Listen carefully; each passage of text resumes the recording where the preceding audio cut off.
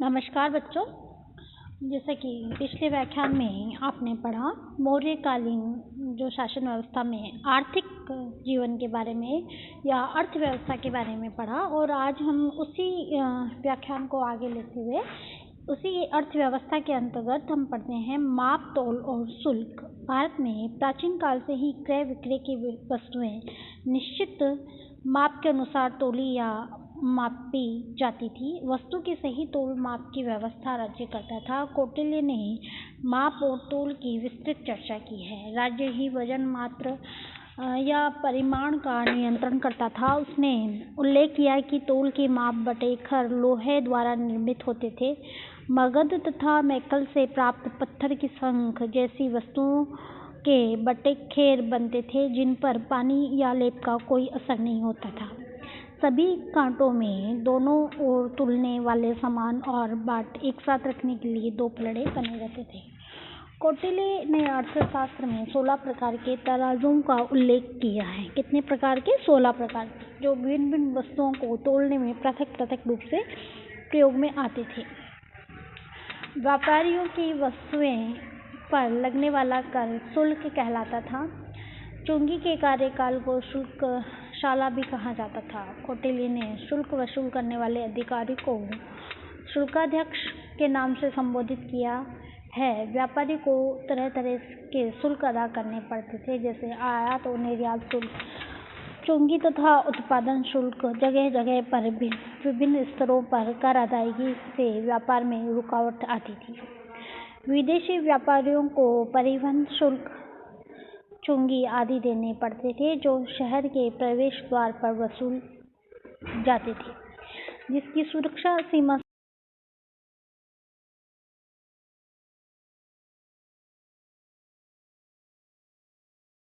यद्यपि व्यापारी को अनेक प्रकार के कर देने पड़ते थे, किंतु उसे पूर्ण सुरक्षा प्रदान की जाती थी।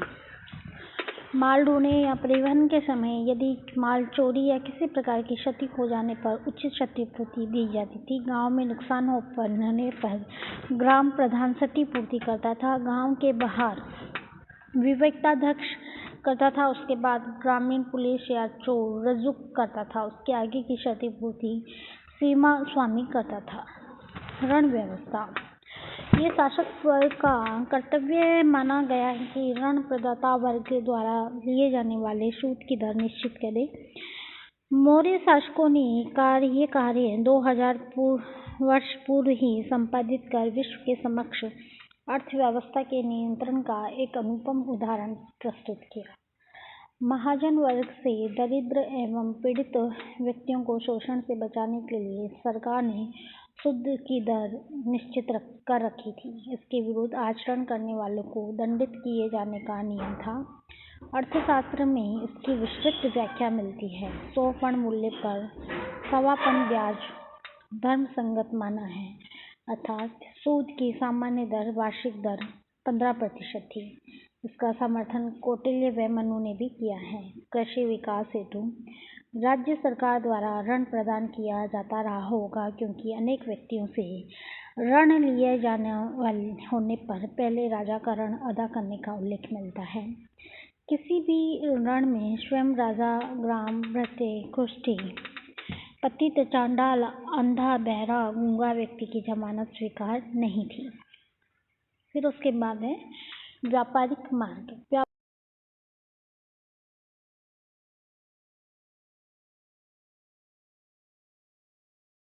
कौटिल्य ने भयप्रद माना है। उसने लिखा है कि इसके द्वारा वर्षा काल में आवागमन होता था। जल मार्गों को स्थायी मार्ग की संज्ञा नहीं दी गई। तट रेखा के साथ साथ चलने वाले मार्गों को समुद्रों के बीच मार्गों की अपेक्षा अच्छा कहा गया है। संभवतः सुरक्षा कारणों के अतिरिक्त तट रेखा पर स्थित बंदरगाहों से होने वाले व्यापार का महत्व था। तट रेखा वाले मार्गों को कुल पथ की संज्ञा भी दी गई थी। इनके अतिरिक्त नदी पथ भी उत्तम कहे गए। कौटिल्य उत्तरी मार्गों की अपेक्षा दक्षिण मार्ग को उत्तम मानता था, क्योंकि दक्षिण मार्ग में कंबल, चर्म, अश्व, शंख, हीरा, मुक्ता, मणि एवं सोना आदि वस्तुएं उपलब्ध होती थी। दक्षिणा पथ को अनेक खानों से युक्त एवं बहुमूल्य व्यापारिक वस्तुओं से संपन्न और आवागमन की दृष्टि से निर्विघ्न माना है। बोधकालीन प्रमुख मार्गों की व्याख्या रिच डेविडस ने की है। उसने उत्तर पश्चिम स्थित तक्षशिला से पाटलिपुत्र तक का राजपथ सबसे महत्वपूर्ण माना है। ये मार्ग पाटलिपुत्र से बनास, मथुरा, साकल होते हुए तक्षशिला तक जाता था, जिसे बाद में काबुल, बमियान तथा बेबीलोन से जोड़ा गया। वर्तमान में ये राजपथ ग्रांड ट्रंक रोड से नाम से ज्ञात है। देखिए आप, प्राचीन काल में ऐसी व्यवस्था विद्यमान थी जो वर्तमान तक है। ये युद्ध एवं व्यापार दोनों दृष्टियों से महत्वपूर्ण था। पश्चिम से व्यापार के लिए ये प्रमुख मार्ग था एवं तक्षशिला से विनिमय का प्रमुख केंद्र। अंतर्देशीय व्यापार के लिए इसका महत्व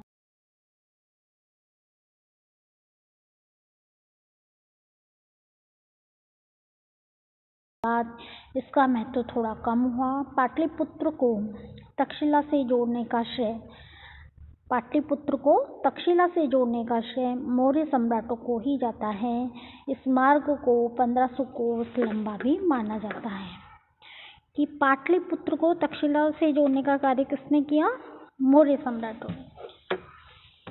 तो दूसरा मार्ग जो पश्चिम में पाटल से पूर्व कौशाम्बी के समीप राजपथ से मिलता है। तीसरा मार्ग दक्षिण में प्रतिष्ठान से उत्तर में श्रावस्ती तक जाता है, जिस पर महेशमती, उज्जैन, विदिशा आदि नगर स्थित हैं।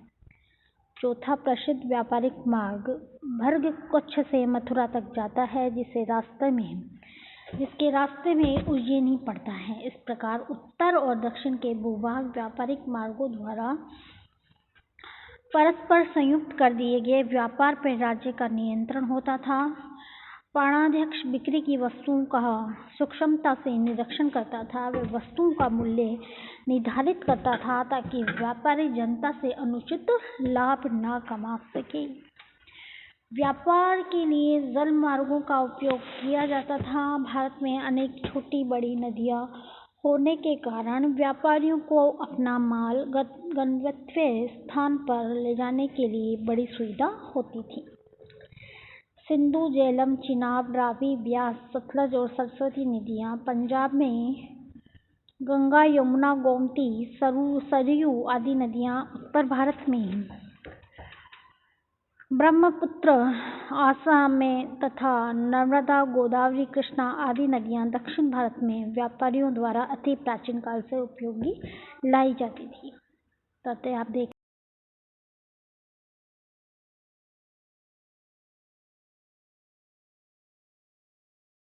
और गंगा जल को की बहुत मान्यता है। गंगा के जल को बहुत पवित्र आज भी माना जाता है, चाहे हम कितनी भी आधुनिकता की ओर चले गए।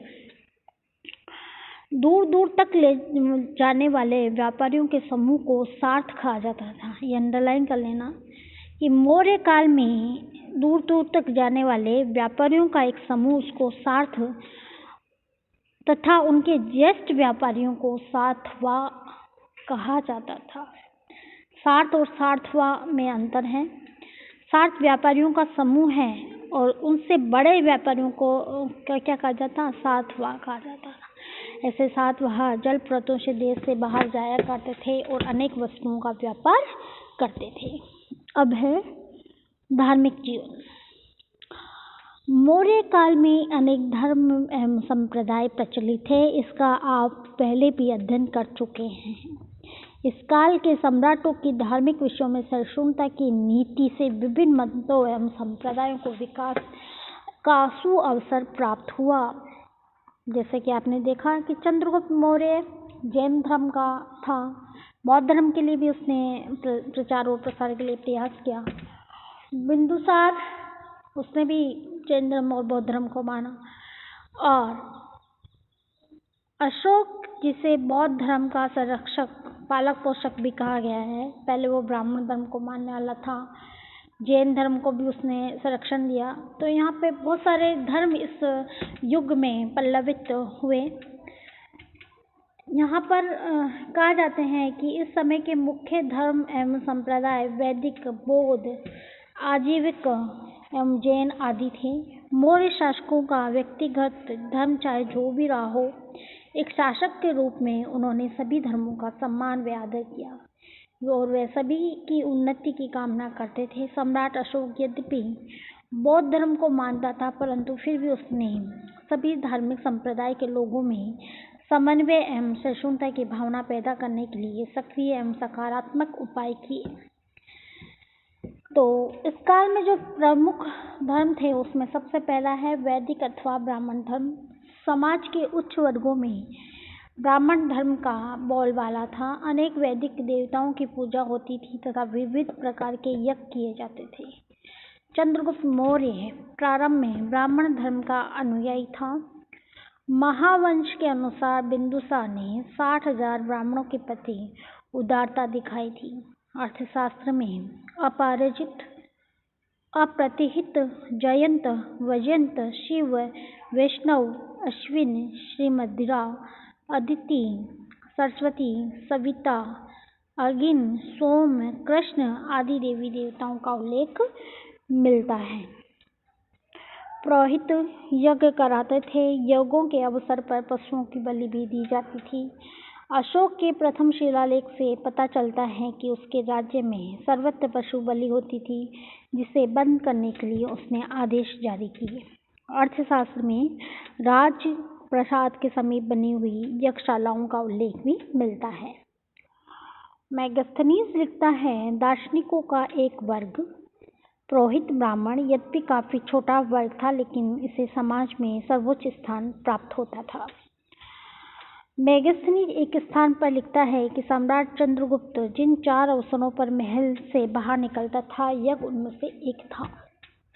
इससे ज्ञात होता है कि वे धार्मिक रूप से प्रारंभ में ब्राह्मण धर्म मानता था, परंतु आचार्य भद्रभाव, इसको आप नोट कर लेंगे, आचार्य भद्रभाव के प्रभाव से वे जैन हो गया। इससे तत्कालीन ब्राह्मण धर्मों में यज्ञों की महानता भी प्रमाणित होती है। वैदिक धर्म के साथ साथ शैव एवं वैष्णव धर्म का भी प्रचलन था। अर्थशास्त्रों में मूर्तियों और मंदिरों का उल्लेख भी मिलता है। अब इसी में एक है कि सन्यासियों को श्रमण कहा जाता था। उस समय सन्यासियों को क्या कहा जाता? श्रमण कहा जाता था। यूनानी लेखकों ने ज्ञान एवं सदाचारण की बहुत प्रशंसा उसमें से की है। देवी देवताओं के अतिरिक्त इस समय अग्नि, नदी, समुद्र, पर्वत, सर्प आदि की भी पूजा की जाती है और वर्तमान समय में भी ये प्रचलन है। आप देखते हैं कि हमारे यहाँ अग्नि को पवित्र, नदियों की भी जब बहुत कोई नदी उफान पे आ जाती है तब उस पे उसकी पूजा, और बारिश नहीं होती है तब भी पूजा की जाती है। सर्प की पूजा आज भी है। आज नाग पंचमी आदि अवसरों पे इसकी पूजा की जाती है। तो यहाँ पर आपने देखा कि ब्राह्मण धर्म उस समय था। उस समय बौद्ध धर्म का बारे में मैं आपको ज़्यादा नहीं बताऊँगी, क्योंकि आपने अशोक का जो अशोक बौद्ध धर्म के प्रचारक के रूप में, उसमें मैंने आपको बताया था कि अशोक ने धर्म प्रचार के लिए उसने कोई ज़बरदस्ती धर्म प्रचार नहीं कराया या किसी को ये नहीं कहा कि आप बौद्ध धर्म को मानिए। उसके सिद्धांतों और उसके आदर्श आचरण के कारण बौद्ध धर्म का इस समय बहुत अधिक प्रचार प्रसार हुआ। आजीवक संप्रदाय की स्थापना भी इस युग में हुई। अशोक के 7वें स्तंभ लेख में आजीवों का उल्लेख किया गया है। और फिर है निग्रंथ संप्रदाय। निग्रंथ से तात्पर्य यहाँ पर जैन धर्म से हैं। ये भी श्रमणों का एक वर्ग था। अशोक के लेखकों में निग्रंथों का उल्लेख हुआ है। मेगास्थनीज ने उन्हें नगन साधु कहा है। परंपराओं के अनुसार इस संप्रदाय के आचार्य भद्रभाव ने चंद्रगुप्त को जैन मत में दीक्षित किया था। इस समय जैन धर्म भारत के पश्चिमी प्रदेशों में फैला हुआ था। दिव्यादान के अनुसार निग्रंथ लोग अशोक के समय में उत्तरी बंगाल के पुंडवर्धन प्रदेश में भी निवास करते थे। भक्ति परंपरा का उदय। मौर्य काल में भक्ति परंपरा के उदय के संकेत मिला है। मेगास्थनीज ने कृष्ण या वासुदेव की पूजा का उल्लेख किया है। उसके अनुसार मैदान के लोग कृष्ण एवं वासुदेव की पूजा करते थे। कटियर्स के अनुसार पौरस की सेना के सम्मुख जब वह सिकंदर से लड़ने जा रहा था तो हिरक्लिस की मूर्ति ले जा रही थी। हिरक्लिस यानी कृष्ण या कृष्ण या वासुदेव की, हेराक्लस बोला है उन्होंने यूनानी में। बुद्ध को देवता मानकर उनकी धातुओं और प्रतीकों की पूजा की जाने लगी थी। इस प्रकार अपने प्रतीकों के माध्यम से बुद्ध पूजनीय बन गए थे। तो यहाँ पर आपने देखा मौर्यकालीन धार्मिक जीवन, यानी उस समय कौन कौन से धर्म प्रचलित थे। तो बच्चों यहाँ पर आपका मौर्यकालीन धार्मिक जीवन, सामाजिक जीवन और आर्थिक जीवन पूरा होता है। अब जो चैप्टर हम लेंगे वो है मौर्यकालीन कला एवं स्थापत्य। उससे पहले जो मैंने आपको नोट कराए थे एक एक नंबर के, उसका मैं आपको एक असाइनमेंट भी दूंगी ताकि आपको और जल्दी इसमें से याद हो जाए और आप इसको अच्छे से पढ़ लें। धन्यवाद।